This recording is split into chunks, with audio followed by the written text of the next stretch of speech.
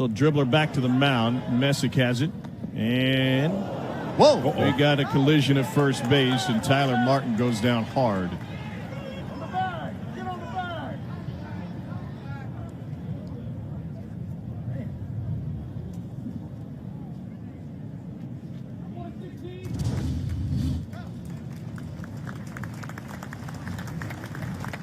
I think that was a knee. I think it was a knee. Tyler Martin's going to get down and get it, but watch.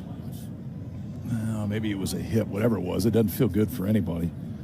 He's got to go down and get it. As he goes down, Reed Trimble's coming in, and they're trying to get out of the way of each other. Runs right through the glove. The ball goes flying into right field, so Trimble will be safe. I'm going to tell you this, and I think he goes back. He didn't touch first base the first time. But you just hope that they're both all right, because that was pretty significant contact to Tyler Martin upstairs right there.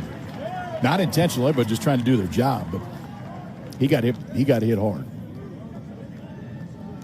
The umpires had a long meeting. I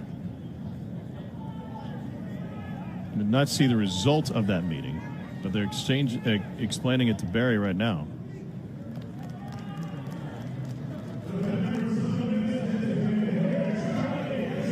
They ruled him out, I believe, on interference. It's the base runner's job to avoid the fielder. I'm sorry, I don't agree with that. I do not agree with that at all. I don't know what you want him to do. Fly? I